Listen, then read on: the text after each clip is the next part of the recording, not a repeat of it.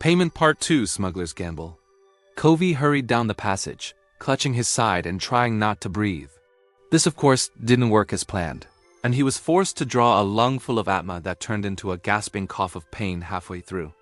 He took a moment to recover, holding a reinforcement strut for balance as his lower rib screams dissipated. Alright, new plan.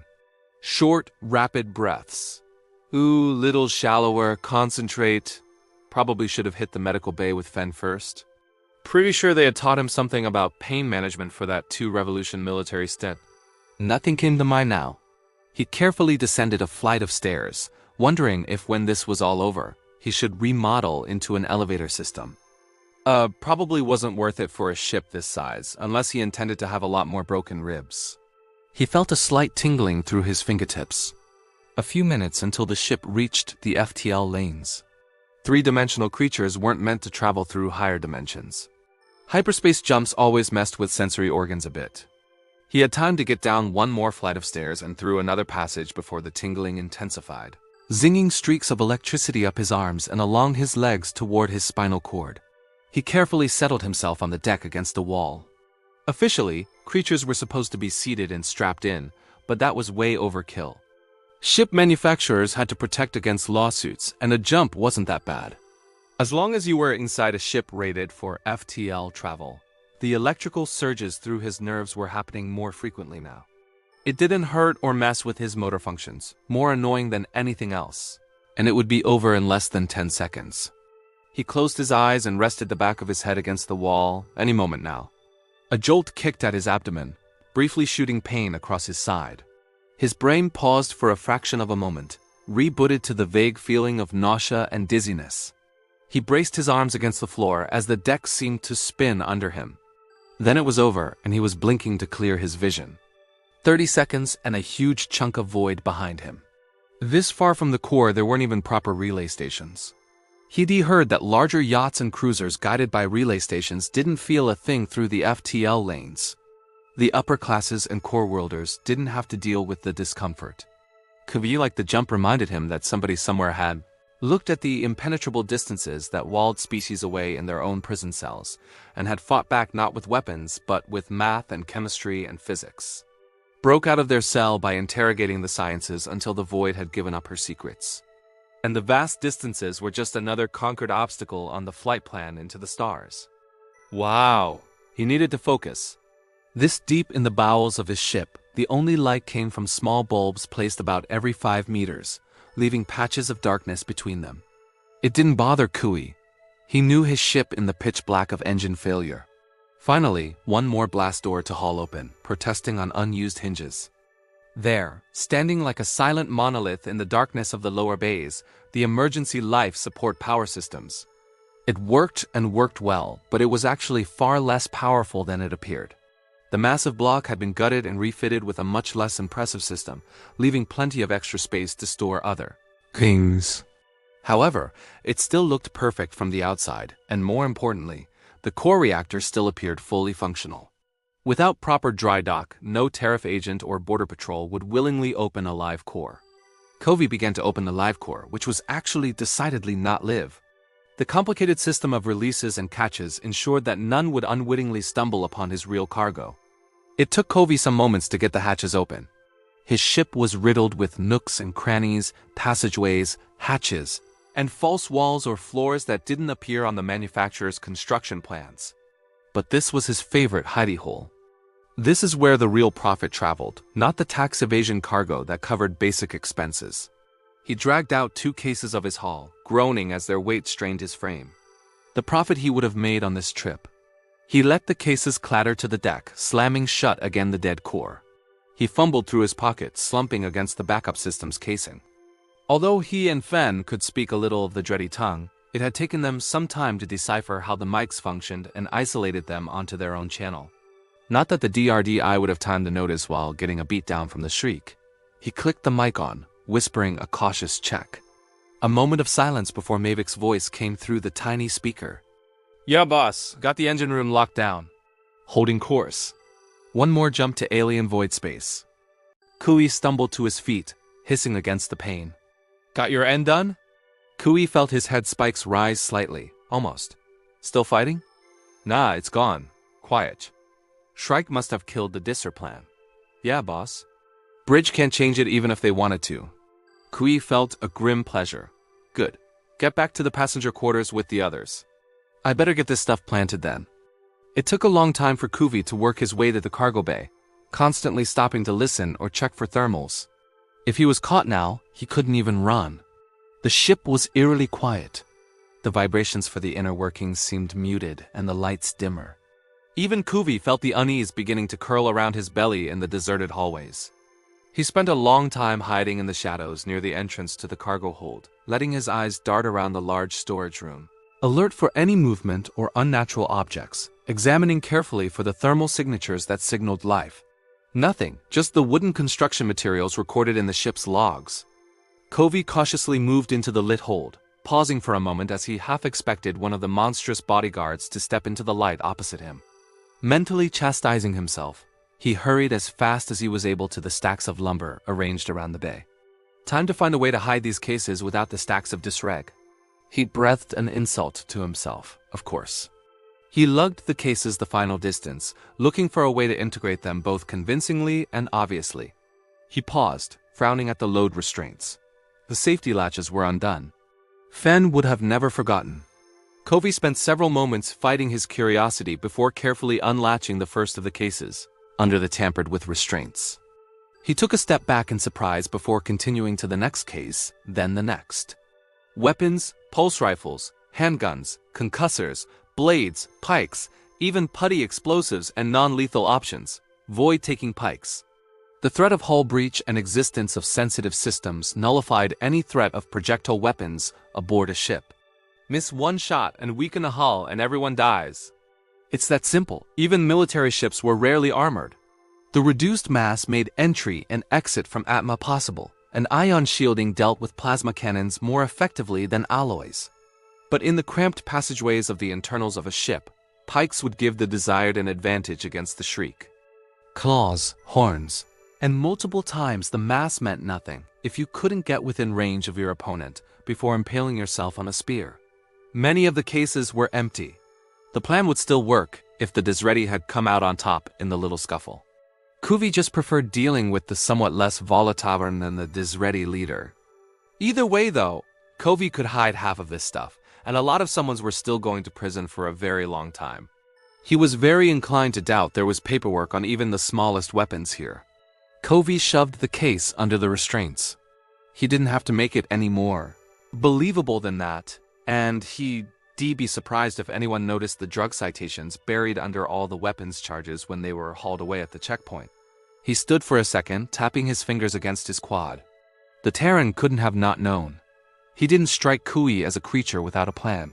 It's almost like he wanted to get caught. Kai's name was on the ship's logs.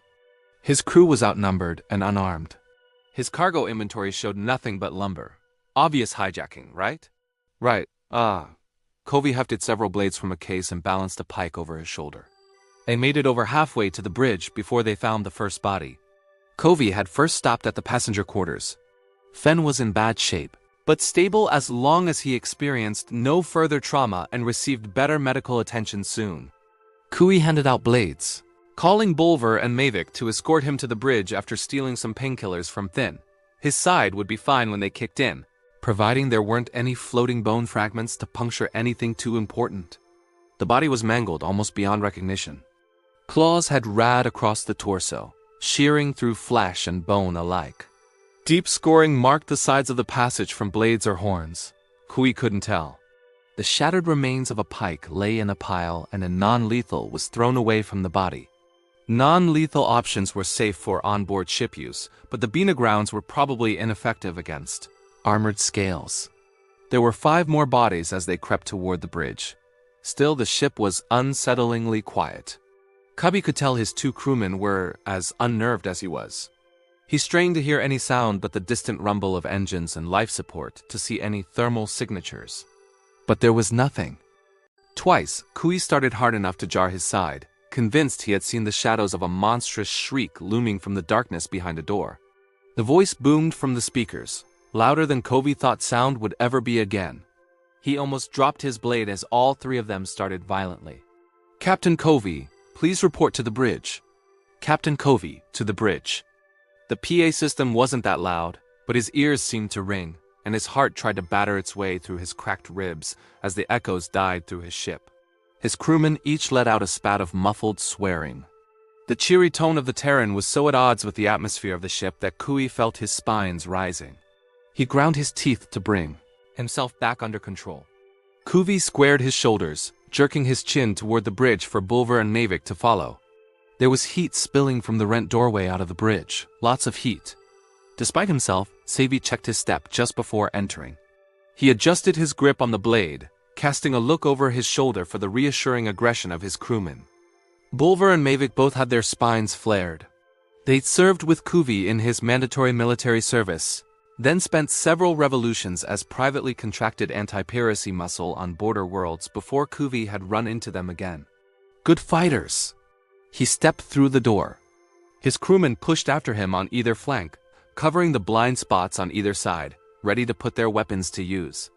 The DRI were clustered along one side of the bridge in various groups. They were silent, leaning on spears or blades. There were roughly half of them left, and a third of those seemed to be in various stages of injury. The leader, fur matted with blood along his shoulder, glared sullenly at Covey. The other side was occupied by the Shriek. The cloaks were gone, leaving them in simple trousers and sleeveless shirts. The dull gray of armored scales blended into the walls of the ship, and their horns nearly reached the ceiling.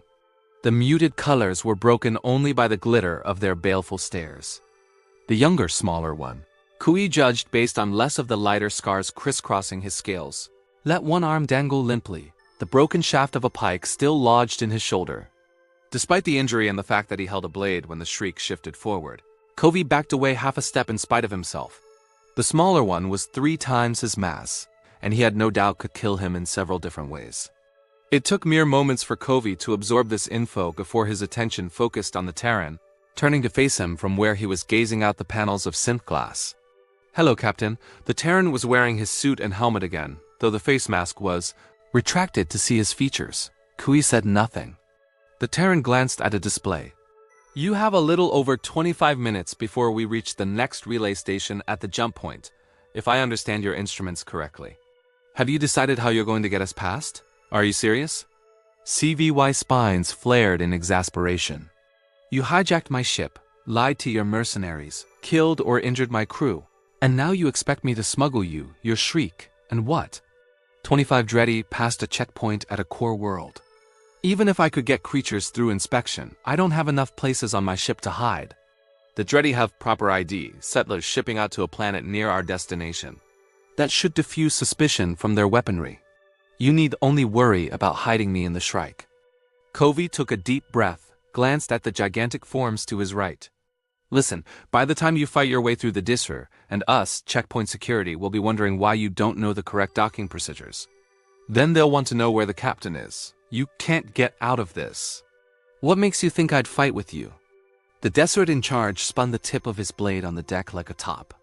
Because I haven't lied about your fee, and because I have nothing of value to you, and this Terran has already been responsible for many of your kind's deaths on my ship. The blade halted its spin. He's right, the mercenary muttered. In fact, I don't understand why you're not after his blood now. Covey summoned the dregs of his confidence. My crew and yours could take these, Shrike. Try it. The Shriek's voice was like grinding cinder blocks. With a grunt, he shook off the hand his companion, stalking forward, claws sliding out with the shick of a whetstone over a blade. Drops of blood spilled from the fingers of his other hand, tracing lines down his arm from the spearhead, jutting from his shoulder. The Terran barked something in another tongue, and the Shriek halted, fangs baring in silent menace. The Terran spoke again, followed by a growled opinion of the other massive creature. The Shriek backed down slowly. Cooey swallowed hard, wondering if he dared check his pants. Captain, do you know what this is? The Terran held up something in his fist. Cooey frowned. Dead man's switch, the Dret muttered with a sullen glare. Yes, this relay station has traveled enough. I'd get picked up sometime or another. The Terran tapped the side of his helmet. I'd survive a whole breach. Unfortunately, the rest of you would not. I'm tired of all this fighting, Captain. Get me through the checkpoint. It was barely enough time to prepare. The cargo was stored, The contraband was relocated and secured. Thankfully, without the Disray's knowledge, the weapons were adjusted with the least big and scary on top. He had drilled the Desi on their stories as settlers on a remote planet until he was confident it was as believable as their identification. The wounded were hidden, away in corners or passenger rooms with orders to be resting when the time came. Kui had personally triple-checked every detail. It was perfect, yet his mind still raced over every detail in an endless loop. He stood in front of the Sinti glass, gazing numbly at the approaching relay station. 3 minutes, he rubbed the band around his wrist. The Terran had made them wear it, everyone but the Shriek. It was some kind of fitness tracker. Location, heartbeat, mic, even oxygen levels in his blood. It might as well have been manacles. If he did anything the Tan didn't like, his ship was venting Atma. No way to search for explosives if you couldn't evade location reporting. Kui muttered something under his breath. He couldn't think of a way out of this one. The Terran approached from behind him, and Kui felt the spikes flex along his spine. He stood staring with Kui at the massive station, watching a ship disappear through the relay ahead of them. The fact that this jump point had a relay station constructed around it spoke of how inhabited this patch of void was. Kui finally spoke. "Why are they hunting you?" The Terran didn't answer for a long while, breathed out a lung full of Atma. "I was on the wrong side of a war." "The war?" "There are a lot of wars." Kui turned, hand unconsciously going to the blade in his belt. However, useless weapons may be against a dead man's switch. The war from the stories. The war against the first species to ever contact your kind. The Terran made the concussive barking sound again, baring his teeth. It was a bitter sound. Contact? Is that what species call it? They did a little more than contact my kind. Kui worked his jaw. What will they do if they find you?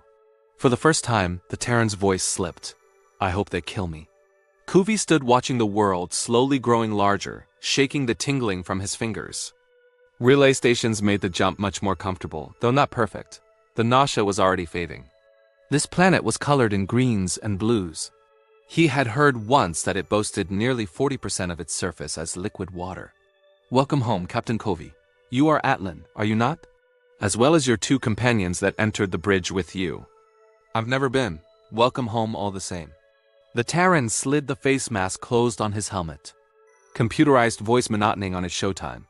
Kui barely remembered the final preparations. Barely remember personally hiding the Tan. Didn't remember docking at all. It seemed that before he had time to think again, to get his thoughts ordered for what he was about to attempt, he was greeting a customs official with a false smile and raised spines, exchanging meaningless pleasantries while the inspector tapped at her datapad. Everything looks good. The official looked up from her device with her head spikes raised. Shall we go? Kui gestured for her to enter his ship first. After you. Her raised spines were slightly limp at the tips. Kui was thankful he had entered at void space at the end of this world's turn. She had probably completed almost her full work shift before his ship had even docked at the station. Tired meant laxity meant mistakes. In all seriousness, if Kui had ever wanted to smuggle creatures through a core world, this was likely his best chance. Same species, end of this world's turn. Boring cargo of lumber, bound for a peaceful, if mostly uncolonized, piece of void with a group of settlers. Nothing remotely interesting to raise any kind of interest. Even the station they were routed through was small. Bound for a border world. They had been funneled away from the major starways toward the primary FTL lanes, instead being directed toward a far orbit station that barely held 2,000 creatures. You could barely see the world this far out. The problem was living creatures. Cargo was easy to hide behind walls or under decks. But living things had annoying habits like needing to breathe and producing heat.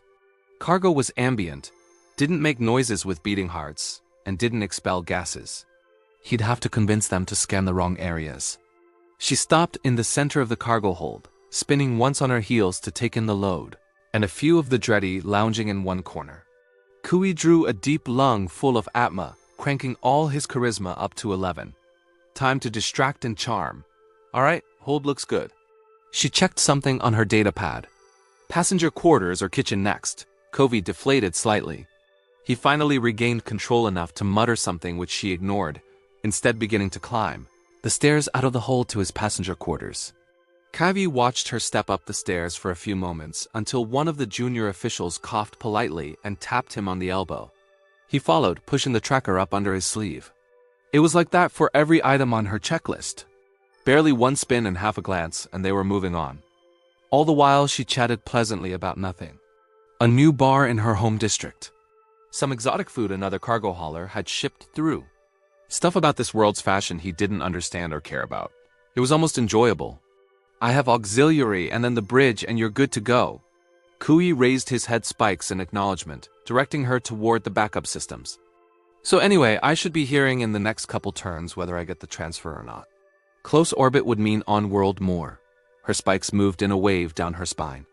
And I heard from a friend of a friend she saw on that station that there are cuter males there, but I'm not so sure. Covey caught the look she snuck at him. There was no way. He saw the emergency power systems for the second time that turned brightly lit this time as he had brightened the bulbs. Her uninterested glance swept the room. She touched a few items on her pad, turned to leave with a pleasant movement of her head spikes. Just the Kui froze as Thursdaying came from the emergency life support chassis, the hollow boom of a boot hitting metal. She opened her mouth to speak. The dull blow came again.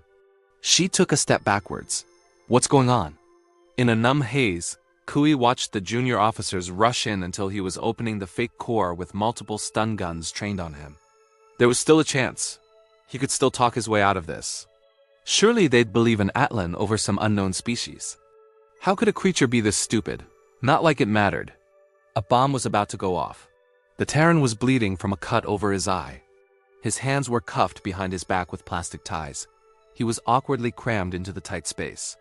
Covey stared incredulously until he was dragged backwards and forced to his knees. Someone cut the gag away from the Terran's face. His tone was pitiful, pleading, thank you. I thought I'd be sold to a fringe world. The docking supervisor didn't look up as some creature approached his desk. A ship had somehow disappeared between its last trajectory adjustment and docking. No doubt some newbie had forgotten to push the big flashing docking complete. Button, I need to find a ship. He answered the translated voice with a shrug of his spines, composing a message on his come for another supervisor. Some newbie needed to be yelled at. Metal and plastic data chips spilled onto his desk. Untraceable once you scrub the charges. He stopped typing on his come. Looked up into the darkness under a hood. He stood slowly. Did you just try to bribe me? I did. My government doesn't take kindly to. A hand wrapped slim fingers around his calm, twisted it effortlessly from his grasp.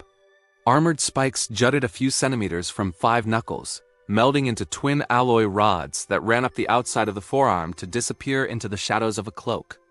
Metal and machine articulated silently over the creature's chest joints as it carefully placed the comm on the desk. The computerized voice came again from under the hood. My government doesn't officially approve of what I'm doing here either. The supervisor wavered with indecision for a moment before lunging for the PA. System.